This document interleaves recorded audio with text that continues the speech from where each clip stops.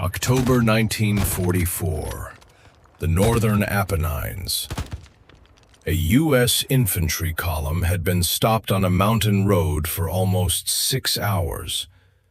Not by a battalion, not by artillery, by one German machine gun hidden above the road inside the broken bell tower of a stone chapel. The chapel sat on a cliff shelf nearly 80 feet over the bend, too high for rifle fire, too protected for a clean mortar shot, too exposed for anyone to cross the road beneath it and live.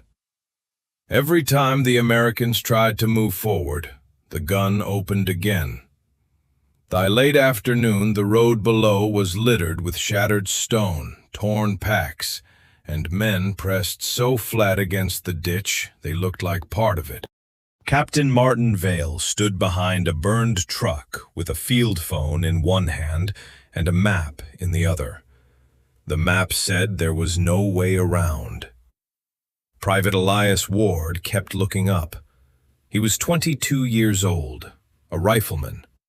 Quiet enough that half the platoon had never heard him say more than 5 words at once. Then he stepped beside his lieutenant and said, "I can get to it." The lieutenant did not even look at him at first. He was watching the bell tower. Ward said it again. "I can get to the gun." The lieutenant turned. "That wall is straight rock." Ward nodded. "It looks that way from here." Then he pointed to the right side of the cliff, where the stone was cracked, darker, broken by rain and roots. "There's a seam. It runs up to that shelf. Then there's a chimney behind the chapel wall." The lieutenant stared at him. "How do you know?" Ward kept looking at the cliff. "Because I've been reading it for an hour." That was the first time anyone in the company learned that before the army, Elias Ward had spent most of his life climbing rock that other men cut for a living. He came from a quarry town in western North Carolina, not a place people visited for views, a place where the mountain was work. His father was a stone setter. His older brothers drilled blast holes. His mother washed red dust out of shirt collars every night until the water turned pink. When Elias was 9, his father started taking him into the quarry before sunrise, not to make him brave, to make him useful. There were ledges a man had to reach to set a charge. There were loose shelves that had to be checked before crews worked below. There were cracks that looked solid, and solid stone that would split under a finger tap. His father taught him one rule: don't argue with the wall. Ask it where it will let you stand. So Elias learned to look at rock differently, not as scenery, not as danger, as language. By 16, he could move up a quarry face with a hammer on his belt and a coil of rope over one shoulder. By 18, he was trusted to climb first where grown men waited below. Then the war came. He joined the army. The army gave him a rifle, a helmet, a number, and a place in a line of men moving through Italy. Nobody asked if he could climb, so he did not say. For months, he was just another infantryman. He marched in mud. He slept under artillery. He learned the difference between a shell coming in and a shell passing over. And on that October road, with a German MG-42 cutting the bend every time a man breathed too high, he finally saw something the map could not show. The cliff was not smooth. It was folded. A rain seam ran up the right edge for 30 feet. Above that, a broken shelf crossed left under a thorn bush. Past the shelf, the old chapel foundation had pulled away from the mountain, leaving a black vertical slot just wide enough for a man to force himself through. Not safe. but possible. Ward told the lieutenant what he needed. Keep their eyes on the road for 10 minutes. The lieutenant looked at the cliff, then at Ward's hands. They were already powdered white from touching the limestone at the base. You fall from there, nobody reaches you. Ward nodded. If I stay here, nobody reaches them either. 2 minutes later, the distraction began. A Browning automatic rifle opened from the left ditch, then another from behind the truck. Riflemen threw smoke canisters toward the road bend, not enough to hide and advance, but enough to make the Germans watch the wrong place. The machine gun answered immediately. The whole cliff seemed to shake. Ward moved right. He did not run. Running makes noise. Running makes men look. He slid along the ditch until he reached the broken edge of the wall, tucked his rifle across his back, wiped both palms on his trousers, and put his left hand into the first crack. Then he started climbing. The first 20 feet were the worst because nothing protected him. No shadow, no broken wall, no angle, just one man on pale stone, close enough for anyone above to see if they turned their head. He climbed fast there, not careless fast, quarry fast. Hand, foot, press, shift. The stone was cold in the cracks and warm on the face. His boots scraped dust from the limestone. Small chips broke under his soles and clicked down the cliff. Every click sounded to him like a gunshot. Below, Captain Vale saw him for the first time. At first, the captain thought it was a branch moving on the cliff. Then, the shape separated from the stone.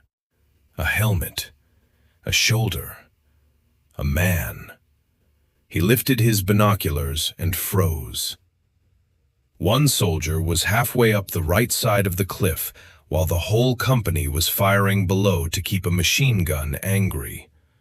The captain lowered the binoculars, then raised them again, as if the first look had lied.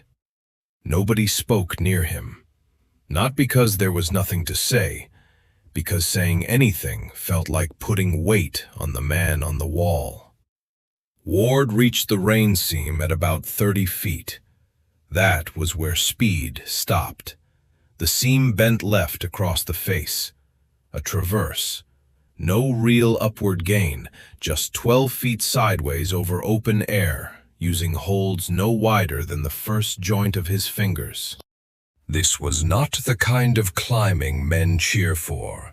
This was the kind nobody sees unless something goes wrong.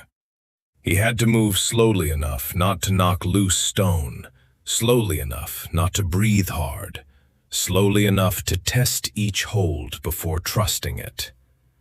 His right boot found a ledge. It shifted. The whole ledge was rotten. For 1 full second, his body hung on 3 points instead of 4. His left hand locked inside the crack, his right knee pressed into the wall. His boot searched for anything that would hold. Below, the men in the ditch could not see the problem. From there, he was only a dark mark on white stone. But Captain Vale saw it. He saw Ward stop. He saw dust fall. He saw 1 foot scrape twice in empty air. And in that moment, the captain understood the cruelest part of watching courage. You cannot help from the ground. The German gun ripped over the ditch again. Men ducked, smoke drifted. Someone shouted for more ammunition. Ward did not look down. His father had beaten that out of him years ago. Not with cruelty, with repetition. When a boy looks down on a quarry wall, he sees everything that can happen. When he looks at the next hold, he sees the only thing he can do. Ward found a nub of stone with the edge of his boot. Not enough for comfort, enough for weight. He shifted, breathed once, moved left. One handhold, one foothold. One breath he did not waste. He crossed the traverse in 90 seconds, though every man watching would later swear it took longer. Then came the shelf, a strip of broken rock no wider than a kitchen table, covered in dirt, dry grass, and shards from the chapel wall. Ward pressed himself flat against it and lay still.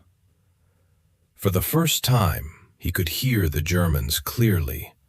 Boots on stone, metal feed belt rattling, a voice giving short orders from inside the bell tower. They were less than 20 yards above him, and they still did not know he existed. Ward looked toward the black slot behind the chapel foundation. The chimney.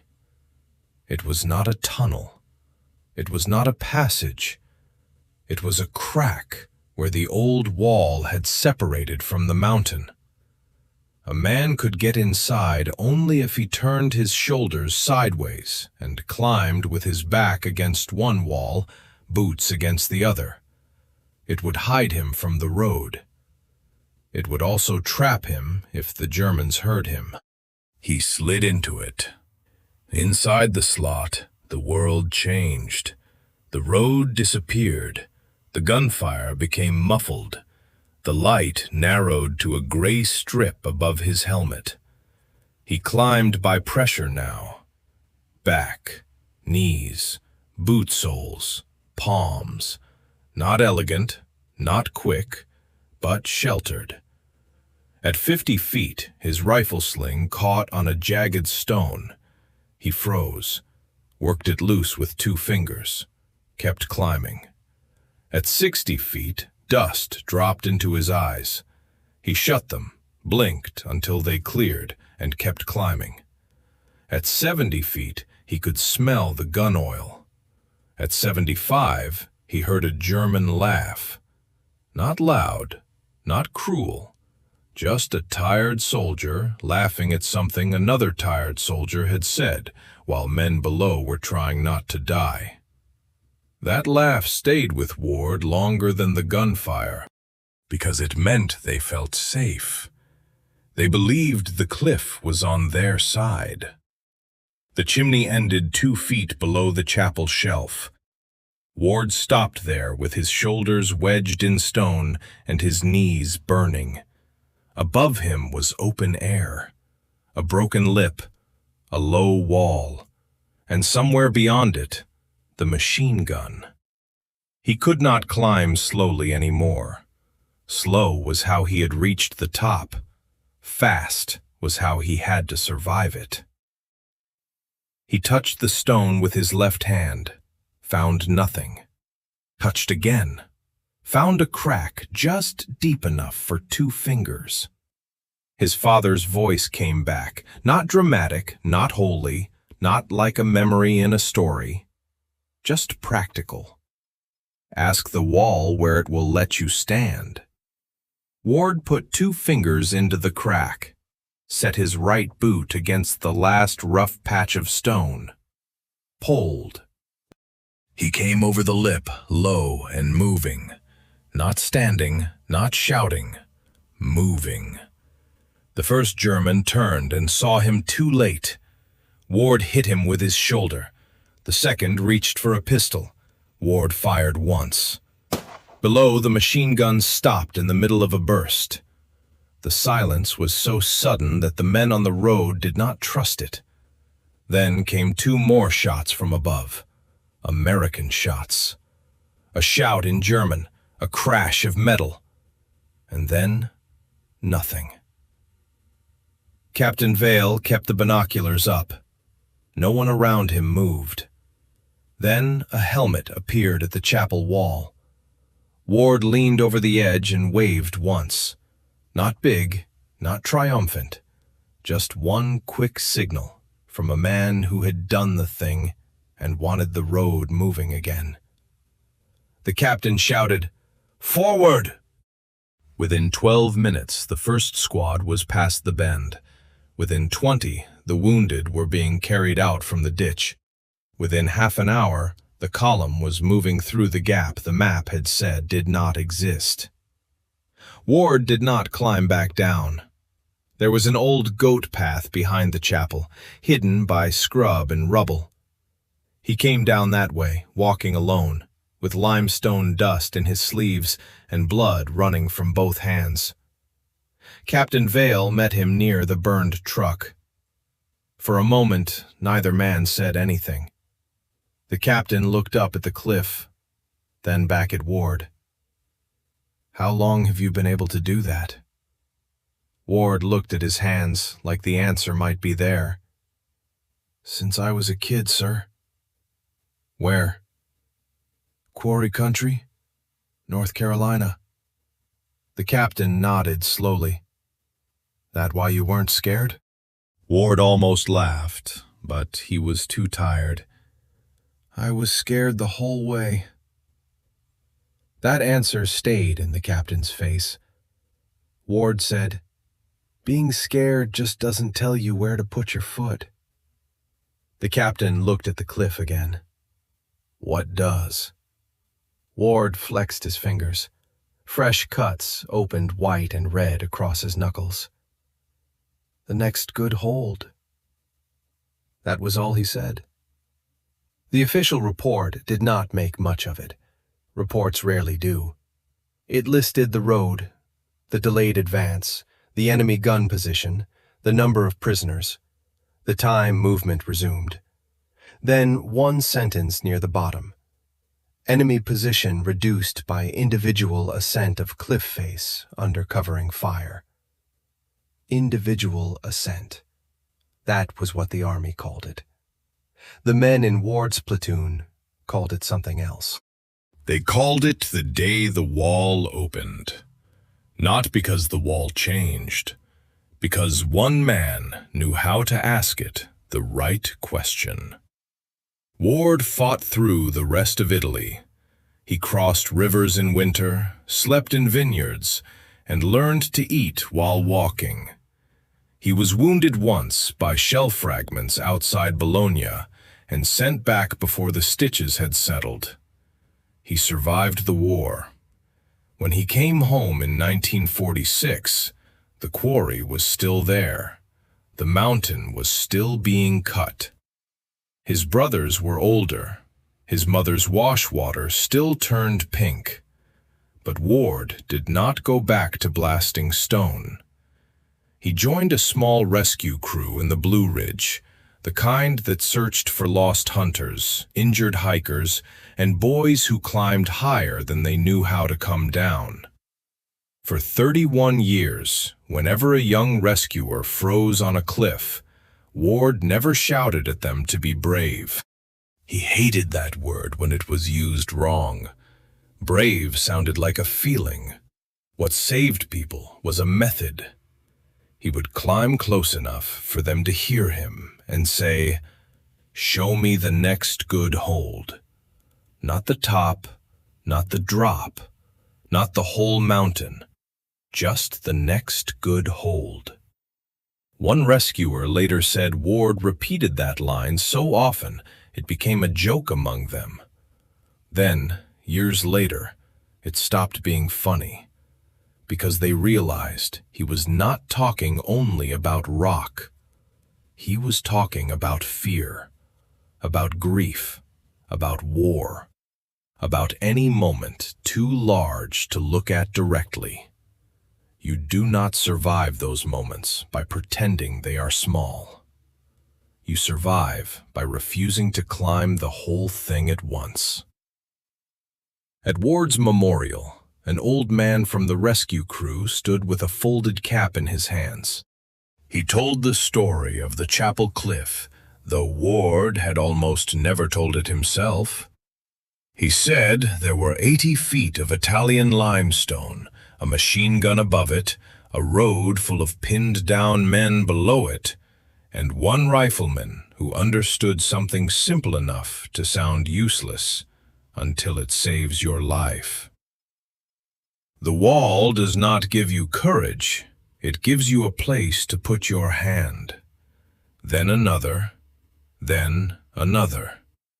And if you keep taking what the wall gives you, one honest hold at a time, you may reach a place everyone else called impossible.